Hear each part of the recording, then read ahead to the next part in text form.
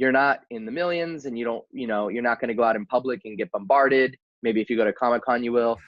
You're not just going to walk in the grocery store and be like, somebody's going to be like, oh, you're the comic book guy. Like that's harder to do. Welcome back to Young Smart Money with me, your host, Apple Kreider. Today we have an episode that you cannot afford to miss. We are interviewing the original social media influencer. According to Forbes, this guy, Branden Hampton, was the very first social media influencer in the game. He has been doing this since the chat room days of AOL. Okay, he knows the game. He knows how to work it. He's been able to grow a massive social media audience across many different accounts. His personal accounts are at Money and at CEO on Instagram and Twitter. So as you can tell, this guy definitely got to the party a little bit early. So if you're interested in growing your own social media audience, building your presence online, and really just turning that into a business that you can scale into so many different avenues, this is going to be a very valuable episode for you. Branden is a very sharp guy. He really knows what he's talking about when it comes to social media, and he's been doing this for a very long time. So without further ado, we're going to welcome Branden Hampton on to Young Smart Money.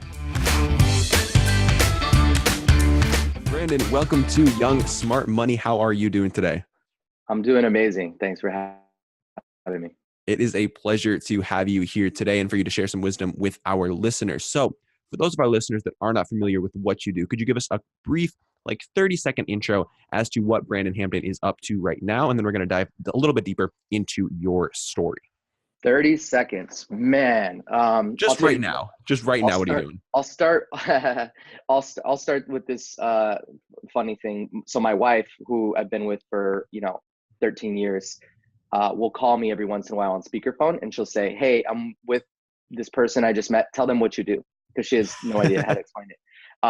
So at the core, I was the first social media influencer. I started doing social media about 11 years ago. We have a social media agency. We work with about 500 different influencers. We work with some major brands. We're sort of in the relationship business more so than we are any agency business. We do live events. We're in the cannabis space. And we have a venture arm where, the same thing that we do for our clients, we do for ourselves on our own brands. So you're doing a couple different things right now. A few. Amazing. Well, one of the main things that I want to focus on with this episode in particular is the social media side of things, because like you said, you were, according to Forbes, the first social media influencer, which I think is a huge deal. So can you share with our listeners how you first got involved with social media? Like, what was the first social media you were on, and why did you decide to take that on? So, the first social media site that I was really on was like AOL, right? If you want to date it back that far, it's chat rooms. Yeah. Chat rooms and instant messaging was kind of early social media. I started doing that when I was 11. So wow. I've been sitting on computers doing cool shit like that for a very long time. And then, when we talk about social media as we know it today, I was at the MySpace launch party, or like one of them. The early MySpace events. I was one of the first 15,000 users. And then, when I started doing what I do as more of from a business standpoint instead of just personal. Yeah. 2008, I started on Twitter, and wow. I got involved, right after it started for the most part. And really the way that it started, I just wanted more followers than everybody else. It didn't really ring true to be a business venture at that time, because nobody was really making money on social media or with social media. There was no such thing as an influencer. The idea of following somebody foreign that was a stranger was kind of weird still.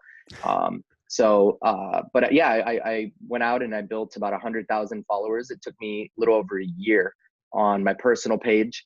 And then what I started doing is building other pages around topics. So almost like a magazine would. I started like a fitness page, and then I started a skincare page, and then a beauty page, and a quote and dating page. And I just started building out all of these verticals. And then eventually moved over to Instagram, was one of the first to transition there, and then built up a network collectively of over 36 million followers at the highest point. Wow.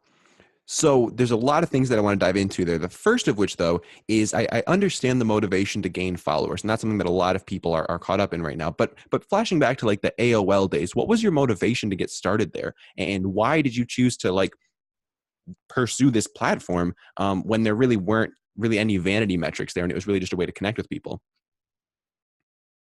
Well, you answered the question in your question. It was a way to connect with people. I think that this is, pre-text message. This is like call my house phone and sit on the phone for 4 hours every night with your friends Hmm. during that time. So the concept of being able to pull up something on a screen, be able to type something out on your keyboard, and then your friend gets it instantly, that was very early. And nobody really understood it at the time, but it would shape, text messaging and WhatsApp and Facebook Messenger and all these other messaging platforms.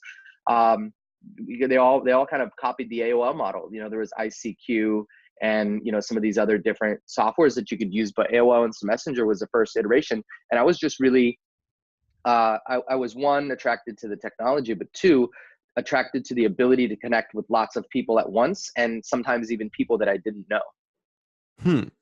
Are you somebody that knows a lot about like the back end of technology? Or are you somebody who focuses more on like the relationship side of things?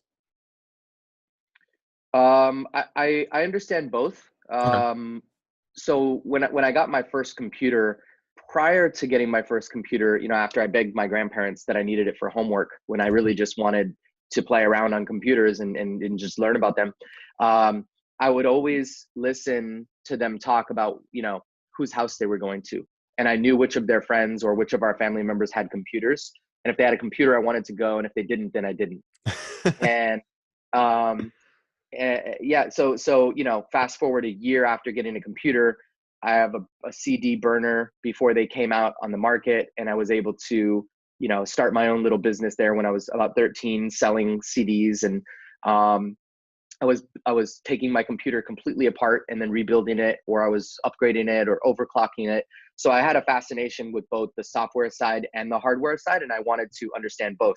So growing up, I was the guy who, if you had a computer problem, or you needed to install your printer, or if you needed a resume built, or if you needed the internet installed, like, I was the guy who did all of that for everybody that knew me. Wow. You seem like somebody who's kind of like a chronic early adopter. Like as soon as something comes out, you want to be all over it. And has that been something that's been a struggle for you? Like how do you find a balance between being on top of all these new early social media platforms, learning about all this new technology, and then not getting overwhelmed by all the new things that you could be looking at? Yeah, I mean, it's always going to be overwhelming, but I always say, like, I'm good busy, not bad busy. Hmm. Because being busy is it means you're capitalizing on opportunities, or at least you have the benefit of being able to potentially review all of these opportunities. It's better than, the opposite of that, which is I have nothing to do and I have no opportunities. Okay. So the way that I balance my time is I try to look at what's happening now, and then I try to analyze where are things going. And I think I've done a fair job at that. Sometimes I would sit on whether it was a trend or whether it was a direction that something was headed. Sometimes I'll sit on those a little bit too long. You can't run perfect per se, but I got into social early. I went platform to platform before anybody else did, Yeah. and kind of migrated that way. Even with things like cryptocurrency, like I got into cryptocurrency in 2013 Wow. and 14, and then it really hit hard, kind of mass market, 2017. So I try to stay on top of all these things that come out, and it's really hard because there's so many apps and so many social networks, and there's so many different things trying to grab your attention. You don't really know, Snapchat is going to be Snapchat until sometimes it's already as big as it is now. So it's really just, I try to divide up my attention where I feel that it balances out with what's popular today, but it also gives me a little bit of taste of, I have to have that kind of future forward thinking mentality. Is like, things are the way they are today, but tomorrow, if it's different, what's next? So you're not getting overly attached to like one single like platform or area. Well, you can't. the only thing that's inevitable is change. It's like people get really upset when the algorithm change for Instagram or Twitter, or when Facebook starts cutting your reach and they want you to pay for views. Like, people get upset at that, and you can either get upset at that, which doesn't change anything, or you can embrace the new change and say, okay, the way the algorithm is today in the current update, I'm going to be the first one to figure out how to game it or how to beat it. And I'm going to be the reason they change it again, because that's always been one of my goals, is like, I want them to change the algorithm, because by the time that they're so frustrated with the way that it's working now, that means everybody's gamed the system. But if I can game it first, I can take advantage of, for example, on Twitter, back in the day, they used to have what's called top tweets. So for every hashtag, they would feature 3 tweets with that hashtag. If you rule the hashtags and you rule the top tweets, what happens is you get this worldwide exposure to your accounts for free. So as I was always coming up with the most compelling or funny or witty tweets for each of the most popular trending topics. And then I would parlay that attention into getting more followers and more attention. And, even on twitter.com, you would go to log in. On the homepage, they would feature the most popular tweets of the day. And I mean, at one point for like a year, me and my accounts and the network of people that I work with owned over half of that real estate for a good portion of 12 or 18 months.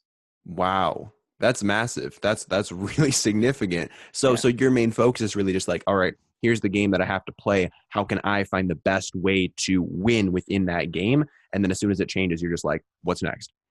Yeah, I mean, because for 2 reasons, like, I don't want to go out and figure out a cold plan on how to attack something. What I want to do is I want to say, okay, how does this platform, or how does this technology, or how does this even clients, how does this client measure their success? What is if I were to ask them, what is this campaign that we're going to run for you, what does it worked mean? Did you get more followers? Did you get sales? Did you get brand awareness? Did you get PR? We figure out what those things are at the end. And then what we do is we reverse the entire process around that. So let's say we have a client with a new product and they say, we want to get them a lot of followers and they actually want revenue, or vice versa. They could say, well, we just want top of funnel traffic. We want to build our followers on social. And I go out and get them sales. And they're like, our followers didn't grow. We're going to be very misaligned. So what I like to do is I like to figure out what's the result and then game the entire process to achieve that result at, a higher probability. 100%. Because I mean, if you don't know what their objective is, then you're just shooting blind. Like you don't know what you're trying to do. So, yeah, and a lot of things can be like that too. Like you have a Twitter account. What's your goal? Well, what's the end result? Do I want more followers? Do I want a small audience but very engaged? Do I want anybody to follow me? Do I want to push people to my website? Do I want to get email traffic? Do I want people to download my app or listen to my podcast? There's all these different things, and if you don't, I don't want to be cliche around it, but it's kind of like, how are you going to get where you're going if you haven't chose the destination? 100%. So when you're pursuing new platforms, is that a big focus for you? Like, okay, what's my goal with this platform? Like, what's my goal with this new step here? And what does that process basically look like for you when you're evaluating a new opportunity before you actually dive into it? Yeah. So, let's say that something like, we'll take an existing example that we can apply it to. Sure. So let's say Instagram was new. Okay. And we wanted to figure out what's the game plan with this. Well, it seems really, really good to post photos on. Text posts are not allowed. Video seems to get significantly higher engagement. Instagram is really pushing IG stories, and they're pushing even harder IGTV.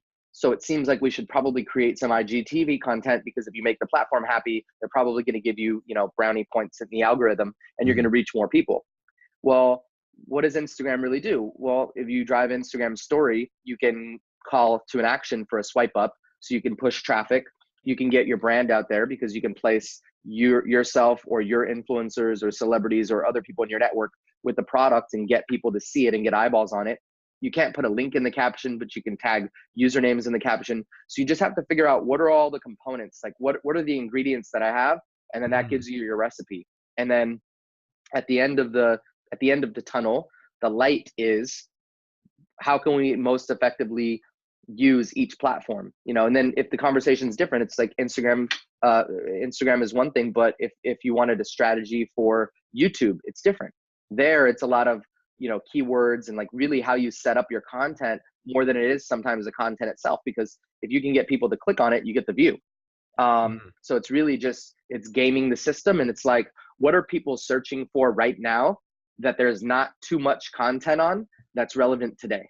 And if you can create a piece of content for something that happened 5 minutes ago and you're one of the first to do it, you're going to get indexed really high. And when people search for that, whether it was a tragic death or whether it was some sort of, sports related thing or a celebrity news, or it was an opinion about, some new food science that came out, whatever it is, if you're one of the first people to create, that's why I like, the old adage of like, sometimes it's not being better, it's being first, or, that really holds true when you're putting out content, because pop culture content, stuff that just, immediately happened or is happening now, if you put something out about that, your engagement will be multiples and multiples higher than if something is not relevant. So again, it's just about gaming the abilities and strong points of each platform and then figuring out how to best utilize those for your end goal. 100%, 100%. One thing that you talk about a lot, and it's something that I'm very interested in myself, is the concept of a micro influencer. So can you fill our audience in on what a micro influencer is? And then we're going to dive a little bit deeper into that topic. Yeah, so micro influencer is somebody who has a smaller but higher engaged audience about a very, very specific topic. So if you collect comic books and you have 21,000 followers, you're not in the millions, and you don't, you're not going to go out in public and get bombarded. Maybe if you go to Comic-Con, you will. You're not just going to walk in the grocery store and be like, somebody's going to be like, oh, you're the comic book guy. Like that's harder to do. But as a micro influencer, it's not important for millions and millions of people to know who you are, because if you're known for this one specific thing and all 21,000 or 24,000 people that follow you are very passionate about that subject, there's a video that I think everybody should watch, whether they're building a company or their own personal brand. It's just called 1,000 True Fans, I believe is the name. I don't remember who it's by, but and it talks about, in any category, whether you're an author or a speaker or you're a celebrity or an influencer, if you have 1,000 true diehard fans, you can do the math on almost anything. And it backs out to say that you can earn a comfortable living with 1,000 true fans. So I put out a t-shirt, cost $20, and all 1,000 of my fans buy it. My shirt actually cost me 10, so I net $10 in sales, or $10,000 in sales. You made 10 grand on selling a t-shirt to each of your super fans. If you're a comedian and you charge $30 for a show, super fans show up, you made 30 grand. Like, if you can learn how to win over only 1,000 people, anything beyond that makes you infinitely more powerful, infinitely more influential, infinitely more profitable as a business, as a personal brand, or even with the company. But, even if you're a sandwich shop and you have one location and you're on the street corner, if you have 1,000 fans that go there once a week, you have a real business. So I think people get too concerned with the vanity metrics. And it's like, if you're a sandwich shop and you're in Boise, Idaho, what do you need 1 million followers for? What if they're from India and New York and Florida and California? That doesn't do you any good. Yeah. But if you have only 1,000 followers and all of them like all of your photos and all of them comment and all of them go buy a sandwich a week, you're in business and you're doing better than the next person with 1 million followers scattered all over the place that have no common interest. 100%, 100%. So what can influencers be doing if they want to build that really strong loyalty in a smaller audience instead of trying to spread themselves extremely wide? What are some good strategies for that? Yeah, so wide is the mistake, and it's really just buttoning down who are you, who's your target audience, and then defining yourself. So the example that I've commonly used is, if you're a personal trainer, saying you're a personal trainer puts you in the bucket with all of the other personal trainers. But if you say like you're a personal trainer to CEOs, now what happens is, who do you have the attention of? CEOs, business owners. What can you do? You can charge more because you're dealing with the boss. You elevate yourself and you give yourself a little bit more prestige because you only deal with CEOs. What else could you be? You could be a personal trainer that deals with, moms with multiple kids who want to figure out, ways that they can get their old body back. Like if you have to have a specialty. So, you can almost think of anything. It's like, oh, I'm a mechanic. You're a mechanic. Great. You fix cars on YouTube, but being a mechanic who fixes old Ford vehicles is inherently more powerful because now you have your specialty and it's easier to go find your 1,000 true fans of people who are diehard Ford. So what it is, if you can go 3 levels deep, that's Yep. very, very, very, very specific. You're going to have less fans, but you're going to be more influential in that space if you can put a dent in it. But if you can at least go 2 layers deep, nobody should ever be, nobody should ever have the one line introduction of what they do. They shouldn't be, they shouldn't just be the personal trainer. They shouldn't just be the mechanic. You shouldn't be whether you own the business or whether you work for the company, you always have to figure out what is your very specific title that's at least 2 layers deep. 100%. That 3 layers deep exercise is very, very valuable for anybody. I think if you're trying to look for a niche and if you're trying to really carve out a space for yourself, I think it's really, really important to go, like you said, 2, if not 3 layers deep, just to really, because you really want to speak their language, right? Like you really want to be able to speak the language of the people you're trying to resonate with. Because if you try to talk to everybody, it's going to be really tough for you to reach those people in particular.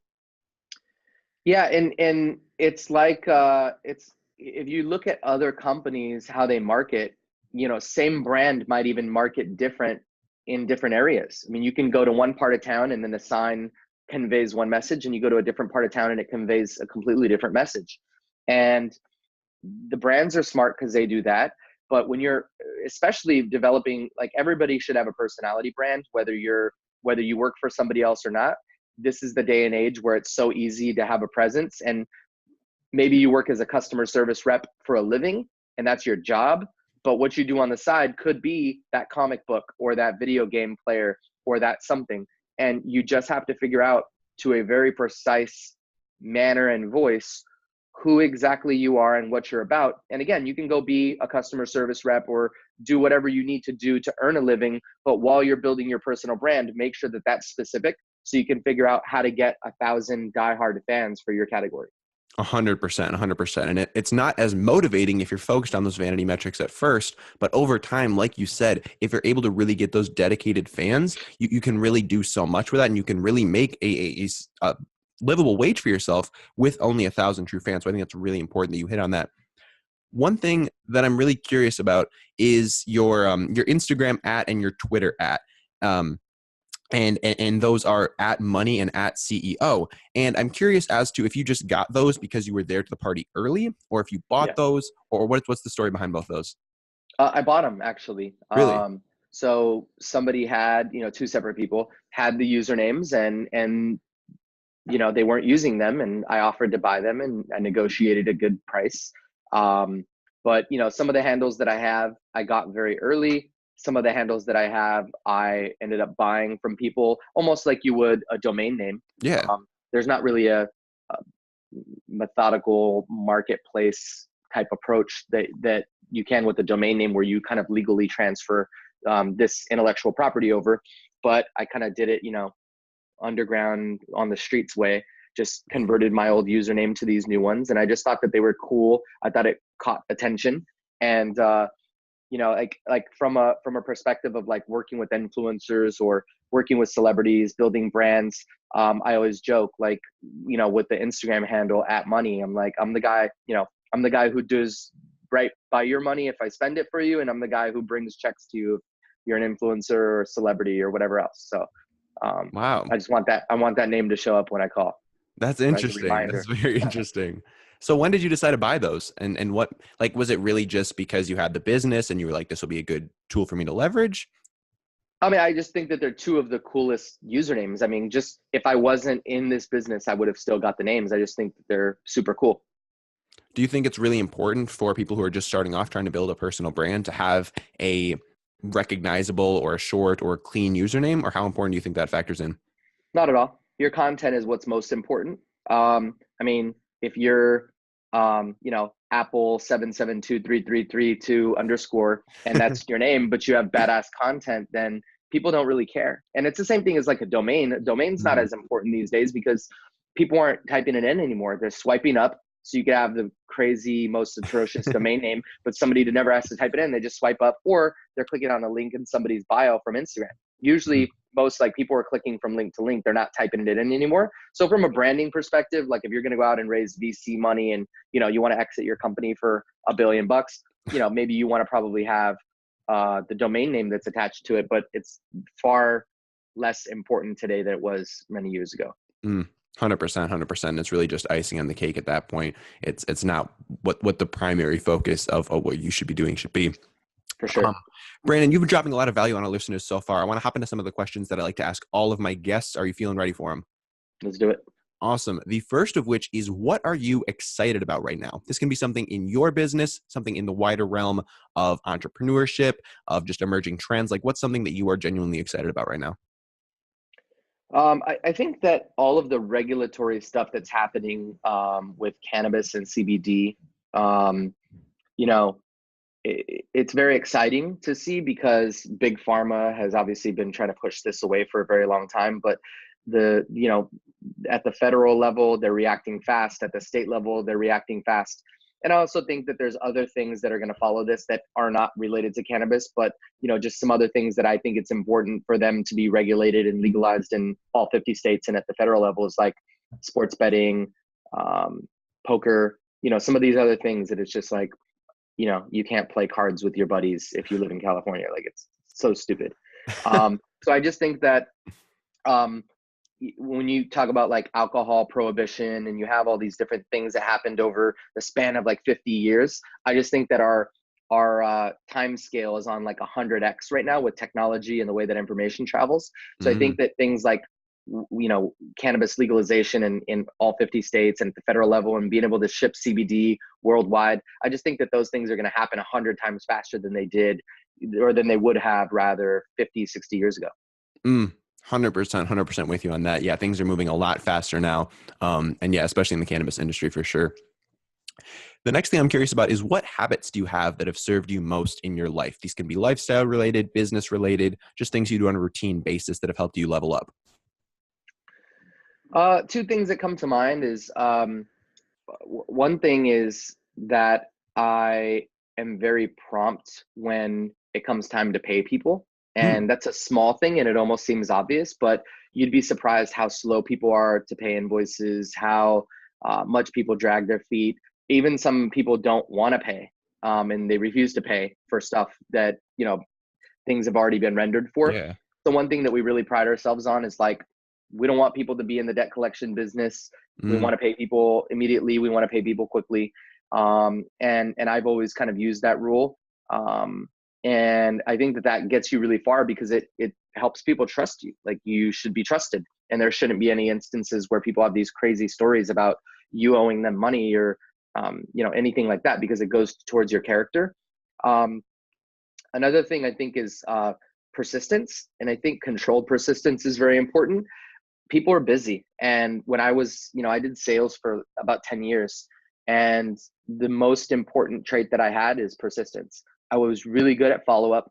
I'm really good at touching base. I'm really good at, reaching out and seeing, has anything changed? And I think that mentality, like, I get busy all the time, and sometimes I'll forget to respond to somebody, or I'll leave an email unattended, and people are like, oh, 2 weeks later, hey, I wanted to reach out. I didn't want to bug you. And I'm like, no, it's not bugging me. What you have to realize is that everybody's attention span is so short that if somebody's supposed to get back to you on Friday and you don't hear from them by Tuesday, like, it's okay to send an email. It's okay to send a text message. And in fact, most people, when I reach out and by the way, these are situations where other people would move on and be, that's a dead deal. Those people aren't interested. This person doesn't want to hear from me. I'm bugging them. I think that most of the time I get the most positive reactions and be like, oh my God, I can't believe I forgot to get back to you. Or oh my God, I was traveling and I'm sorry I got caught up and I've been backlogged.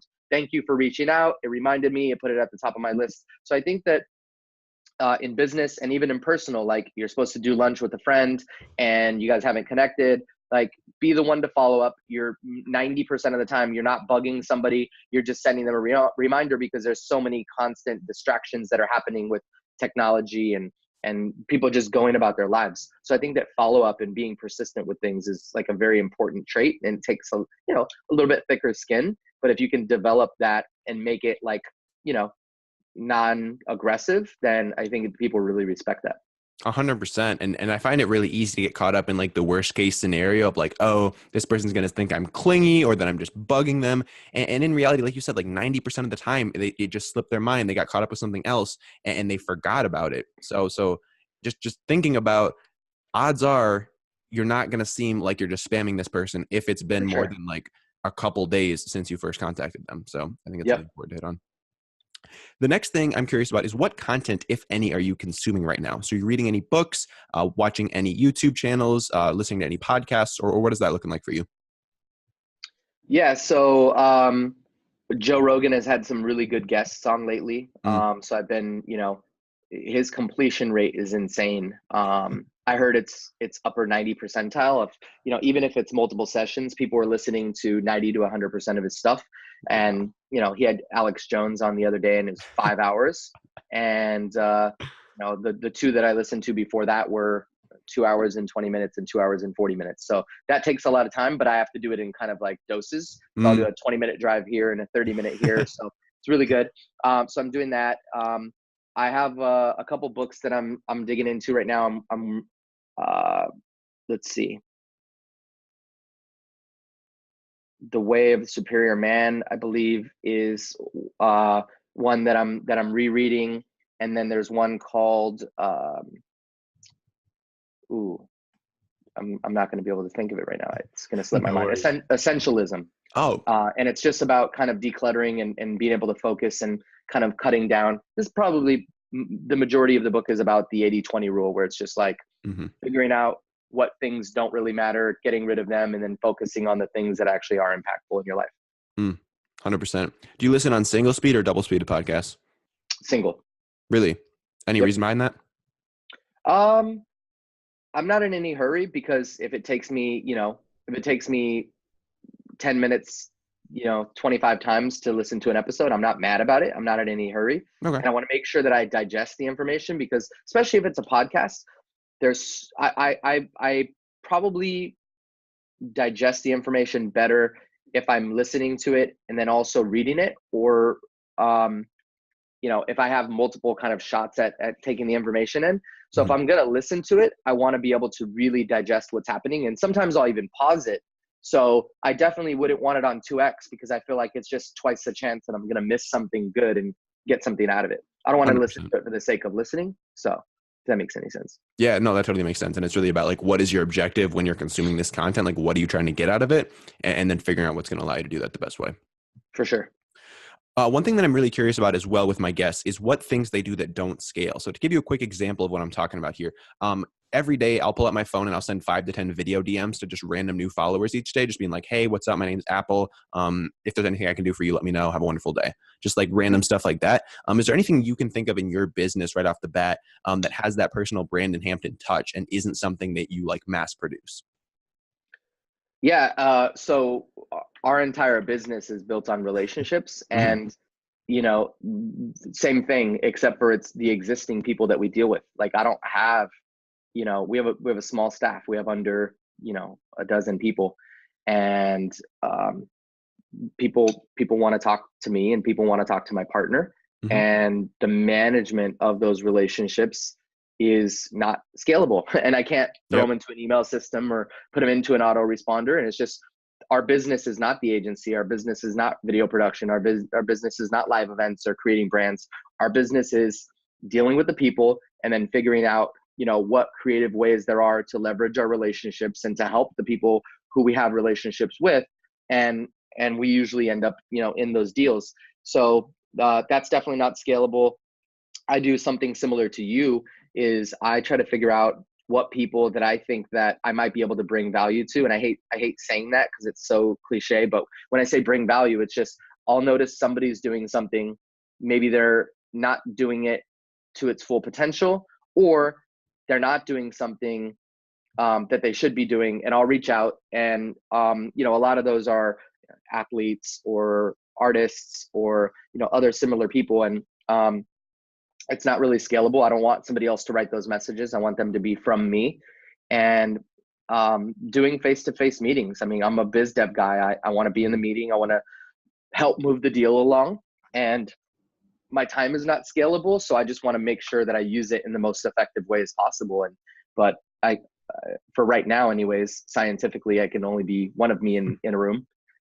So That's huge, man. Relationships are everything in my business as well. Like it's all about who you know and how deeply you've built that relationship and how much you've committed to it. That's been the biggest asset for me so far. 100%. Now, the last thing I want to ask you, Branden, is where can people go if they want to find out more about you, what you're up to, if they've been enjoying the value you've been dropping on this episode, where can they go to follow up with you? Sure. So I'm Money on Instagram. I'm CEO on Twitter. And I mean, I actually, I mean, I read all my DMs, and sometimes I'm a little slow, and sometimes I'll fall behind, but I do see all of my messages, and I try to engage with people. I'm not trying to automate it. I'm not trying to have somebody, you know, executive assistant go out and respond to tweets on my behalf. Like, I'm not trying to do any of that. I try to keep it real and raw. So those are the two platforms that I mainly use. And our company is Elevator Studio. It's elevator.studio. We work with brands at the highest level. We work with influencers and celebrities, and you know, we're good at what we do. We've been doing it for a long time. 100%. You're not a hard guy to find online, but I'll leave those links in the show notes if you guys can't find those yourselves. Last thing, Branden, do you have any last words of wisdom that you want to share with the listeners of Young Smart Money today? Any last parting thoughts? Yeah, I think that, you know, the biggest thing that I want to stress, and I've been talking a lot about lately, is that most people fight this internal battle with themselves that they are not good enough or that they are not sufficient. And I have a video about it on my page, and one of the quotes that I said in there is like, nobody's going to knock on your door one day and be like, hey, congratulations, you're an expert. If you're really good at something, it doesn't matter if you went to school for it. You don't need any certification or paperwork to show it. And I'm not talking about like, hey, you watched heart surgery videos on YouTube, now go do heart surgery. I'm talking about like, if you're a badass chef, or if you know how to play an instrument, or you're really good at filming and editing videos, but you haven't had any proper schooling, like if you're good, you're good. Nobody cares these days. So if you have a valuable skill set, you need to embrace that. You need to accept that just because it's easy to you doesn't mean it's easy to other people. You're just very talented when it comes to that particular skill set. So you need to go out and you need to use your skill set. You need to monetize it, and you need to be willing and able to teach other people so that you can maximize your value and you know, stop doubting yourself.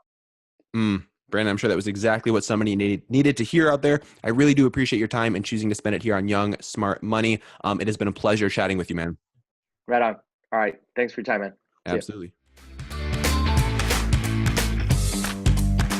Well, I hope you guys enjoyed this latest episode of Young Smart Money and got a ton of value out of it. If you did, do not forget to subscribe to the podcast. It only takes about 5 seconds. If you're walking the dog, if you're going to the gym, pull that phone out of your pocket, press that subscribe button, and drop us some love in the ratings and review sections as well. Those really do help the podcast get in front of even more people and helps us get even more amazing guests on the show. And I do read each and every one of your ratings, reviews, message that you send me.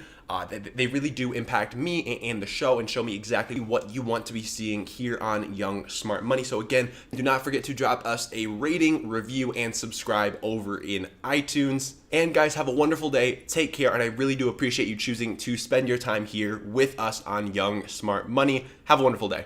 Real quick, just launched a new project called the Online Course Examiner, basically the Yelp of online courses. It is blowing up lately, onlinecourseexaminer.com. Check it out.